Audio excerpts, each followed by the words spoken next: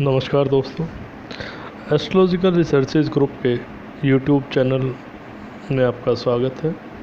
इस एपिसोड में मैं जितेंद्र कुमार आपके साथ राहु ग्रह के संदर्भ में अपने विचार आपके साथ साझा करूंगा। राहु ग्रह नवग्रहों में सबसे अधिक विचित्र या मिस्टीरियस ग्रह है। राहु ग्रह को आर्द्रा, स्वाति और शतभिषा नक्षत्र का आधिपत्य प्राप्त है, लेकिन राशि आधिपत्य को लेकर मतभेद है, क्योंकि राहु ग्रह और केतु ग्रह मैथमेटिकल एंटिटीज़ हैं, मैथमेटिकल या गणितीय पॉइंट हैं, इनका भौतिक रूप नहीं है। चंद्रमा एक्लिप्ट को जहाँ दो बिंदुओं पर काटता है, उसमें से असेंडिंग नोड को राहु कहते हैं एंड डिसेंडिंग नोड को केतु कहते हैं। राहु के संदर्भ में मिथुन राशि राहु की उच्चस्थ राशि मानी जाती है एवं धनु राशि नीचस्थ राशि मानी जाती है एवं कन्या राशि में राहु को सौराशिस्थ माना जाता है। कुछ ग्रंथों में इसमें थोड़ा सा मतभेद है लेकर के, लेकिन मैं अपने अनुभव में यही लेके चलता हूँ। राहु ग्रह को तमोगुण प्रधान ग्रह कहा गया है, पापी और क्रूर ग्रह कहा गया है। राहु के संदर्भ में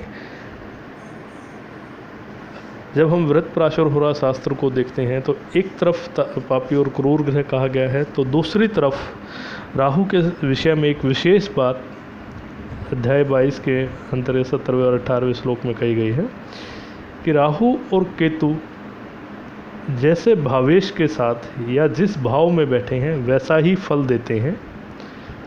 योग कारक के साथ हो या केंद्र या त्रिकोण में हो, और अशुभ प्रभाव से या अशुभ ग्रहों के प्रभाव से दूर हो, तो प्रबल योग कारक यानी बेनिफिक प्लैनेट कहे जाते हैं। यदि राहु बेनिफिक है, ऐसी स्थिति के अंदर ऐसा जातक उच्च पद प्राप्त करता है। राहु के संदर्भ में विभिन्न गुणों के अंतर्गत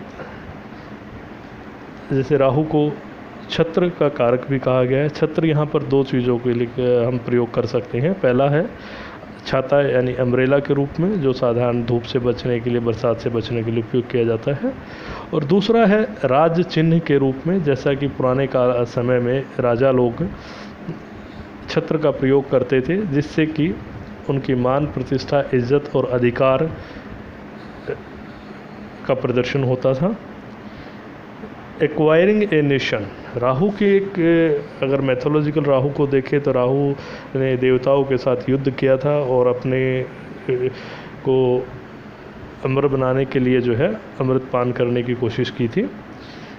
इसके अतिरिक्त मेलेफिक राहु को जो है क्रूर वाक्य और अंतज्य कहा गया है, पाप कहा गया है, स्त्री भी कहा गया है। यहाँ स्त्री वह जो पापी आचरण की हो, गलत आचरण की हो, ऐसा वाहन जो चारों तरफ से बंद है, विशेषकर जिसमें बाहर से सूर्य का प्रकाश न जाता हो। पुराने समय में इन चीज़ों का अधिक उपयोग होता था। नास्तिक प्रवृत्ति के व्यक्ति जिनकी धर्म में कोई विशेष रुचि नहीं है, उनका विचार राहु से करते हैं। जुआ आदि जो बुरी लत है, उनका विचार राहु से करते हैं। राहु के संदर्भ में पॉजिटिव साइड में देखें तो यदि राहु योग कारक है, तो ऐसी स्थिति में जातक अपने विषय का, अपने क्षेत्र का एक रिसर्चर होता है, एक खोज करता होता है, एक विशेष व्यक्ति होता है जो अपने विषय में बेहद गूढ़ से गूढ़ जानकारियाँ रखता है। राहु के संदर्भ में जब देखें तो राहु को संध्या काल में अर्थात at the time of sunset बलि माना गया है। अगर मेलेफिक है तो दुष्ट प्रभाव वाली, दुष्ट स्वभाव वाली स्त्रियों के साथ रिलेशनशिप यदि राहु का दुष्प्रभाव है जातक के ऊपर, तो ऐसी स्थिति में देश निकाला, अपना देश छोड़ के अन्य देशों में जाना आदि संभव हो सकता है। असोच की व्यवस्था, जैसे कि जन्म और मृत्यु के दौरान हिंदू परंपरा में कुछ समय के लिए पूजा पाठ आदि बंद कर दिया जाता है, उसको असोच की व्यवस्था कहती हैं। वह राहु, उसके लिए राहु को कारक कहा गया है। ट्यूमर, झूठ, अधोदृष्टि, मिसलीडिंग आदि राहु का कारक कहा गया है। साउथ डायरेक्शन फेस राहु के लिए कहा गया है, क्योंकि राहु साउथ डायरेक्शन को मृत्यु का स्थान भी मानते हैं। राहु को काल कहा गया है। नाड़ी ग्रंथों में राहु को काल कहा गया है और बृहस्पति को जीव कारक कहा गया है। जब ये दोनों का आपस में कोलिजन होता है प्रोग्रेशन के अंदर, तब ऐसी स्थिति में शारीरिक कष्ट की संभावना बढ़ जाती है। इसलिए राहु को बहुत ध्यान से समझना ज़रूरी है। सबसे मिस्टीरियस प्लैनेट है राहु। ऐसा ग्रह है, यदि उसको सही तरीके से हैंडल ना किया जाए तो वह नुकसानदायी होता है। जस्ट लाइक जैसे हम उदाहरण के लिए रेडियो एक्टिव एलिमेंट्स, जरा सी मिस हैंडलिंग बहुत बड़ा नुकसान कर सकती है। ऐसे ही राहु जो है, यदि जातक संभल के ना चले तो ऐसा व्यक्ति स्वयं का नुकसान करता है, समाज के लिए हानिकारक सिद्ध हो सकता है।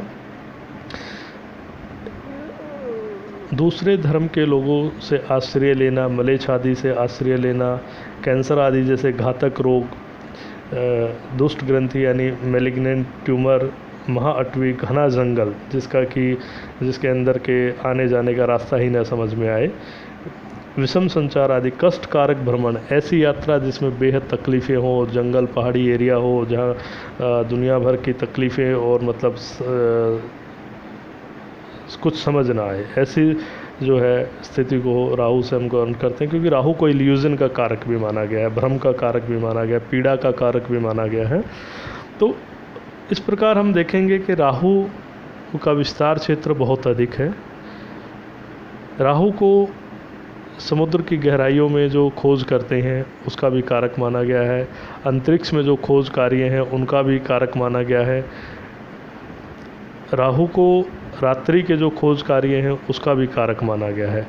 इस प्रकार देखेंगे कि राहु का कार्य क्षेत्र विशिष्ट है, जो कि मतलब साधारण आदमी के बस की नहीं है। बाह्य स्थान, नैऋत्य कोण प्रिय, राहु को साउथ वेस्ट डायरेक्शन में पितृ जो कोण है उसका कारक माना गया है। राहु को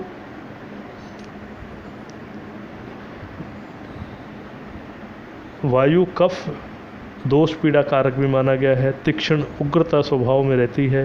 दीर्घ लंबा कद, लंबी आयु, यदि राहु शुभस्थ है तो आयु लंबी भी देता है। और राहु के संदर्भ में एक और चीज़ है, राहु डिप्लोमेटिक प्लैनेट है। यदि राहु आपका प्रबल है तो आप राजनीतिक क्षेत्र में और अपने देश के लिए विदेशों में डिप्लोमेटिक कार्य बहुत अच्छे से कर सकते हैं। जासूसी आदि जो कार्य हैं उसमें राहु का विशेष प्रभाव माना गया है। शुभस्थ राहु ऐसे जातक को बहुत ऊंचाइयों तक ले जाता है। राहु यदि केंद्र या त्रिकोण में उपस्थित है और शुभ ग्रहों के साथ है और खुद अच्छी राशि में उपस्थित है, यानी राहु का जो प्रभाव क्षेत्र है वो भी अच्छा है, मैं जिस क्षेत्र में उपस्थित है, अपना नहीं, जिस क्षेत्र में उपस्थित है, तो राहु जो है काफ़ी अच्छे फलप्रद होता है।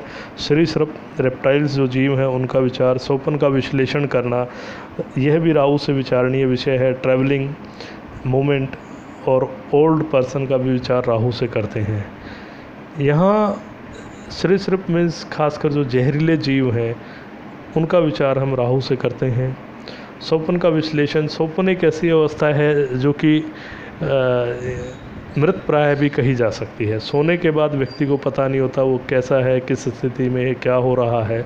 तो वहाँ लेकिन एक अलग से जो माइंड का, जिसको हम इल्यूजन भी कह सकते हैं, पूर्वाभास भी कह सकते हैं, वह है स्वप्न अवस्था। स्वप्न अवस्था के अंदर व्यक्ति अच्छे और बुरे दोनों प्रकार के स्वप्न देख सकता है। वह उसकी मानसिक स्थिति और अन्य स्थितियों पर निर्भर करता है। राहु अगर शुभस्थ है तो जातक को स्वप्न के ज़रिए जानकारी मिलती रहती है।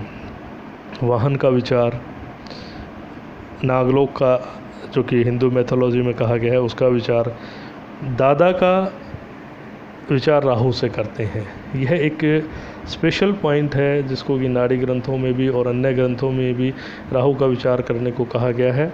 इसके अलावा वो पितृ जो कि इस समय फिज़िकल फॉर्म में नहीं है, लाइक पूर्वज जो हैं, उनका भी विचार राहु से करने को कहा गया है।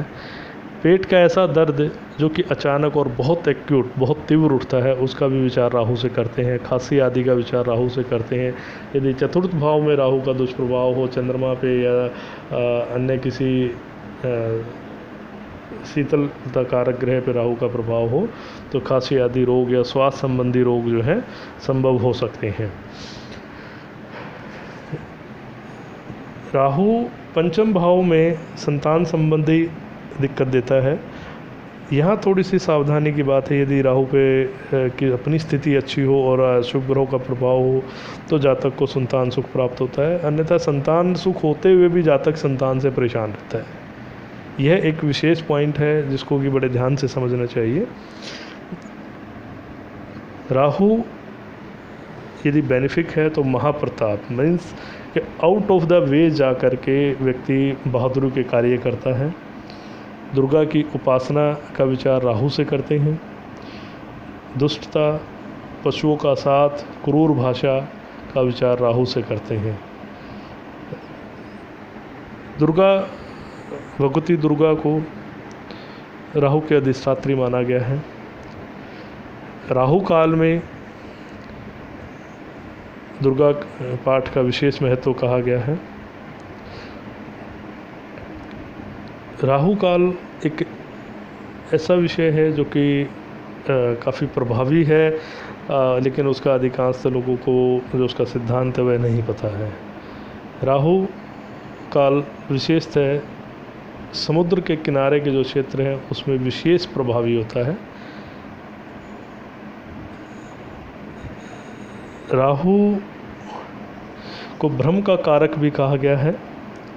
ऐसी भाषाएं जो उल्टी लिखी जाती है, जैसे हम हिंदी भाषा या इंग्लिश भाषा की बात करें तो हम लेफ़्ट टू राइट लिखते हैं, मीन्स लेफ़्ट हैंड की तरफ से लिखना शुरू करते हैं, राइट की तरफ जाते हैं।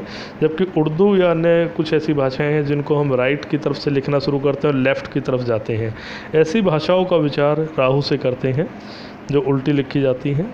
भ्रम, इल्यूज़न का विचार राहु से करते हैं। देशी शराब, सेल्फ फर्मेंटेड जो अल्कोहल है उसका विचार राहु से करते हैं। भेष आदि बदलना, इसका विचार राहु से करते हैं। समुद्र मंथन के दौरान अमृत ग्रहण करने के लिए राहु ने अपना भेष बदला था। एक परफेक्ट जो भेष बदलना वो राहु से हम विचार करते हैं। अनुसंधान उन्मुख मीन्स रिसर्च ओरिएंटेड, यह राहु का एक विशेष पॉइंट है जो कि मैंने पहले भी कहा था कि राहु यदि शुभस्थ है तो ऐसा व्यक्ति रिसर्च ओरिएंटेड होता है और बेहद सक्सेसफुल होता है, अपने क्षेत्र में एक विशेष नाम कमाता है। और ऐसे जातक को aeronautical engineering, space research, rocket science, sea के अंदर, समुद्र के अंदर डीप एक्सप्लोरेशन जो है, और इस प्रकार के जो अन्य कार्य क्षेत्र जहाँ साधारण आदमी की पहुँच नहीं है, उस प्रकार के कार्य क्षेत्रों में राहु का प्रभाव माना जाता है। आशा है यह एपिसोड आपको पसंद आया होगा। यदि यह एपिसोड आपको पसंद आया है तो लाइक बटन दबाना न भूलें और नए एपिसोड की जानकारी के लिए सब्सक्राइब बटन दबाना न भूलें। राहु के संदर्भ में नए एपिसोड में और अधिक जानकारी के साथ मैं उपस्थित होने का प्रयास करूँगा। तब तक के लिए धन्यवाद।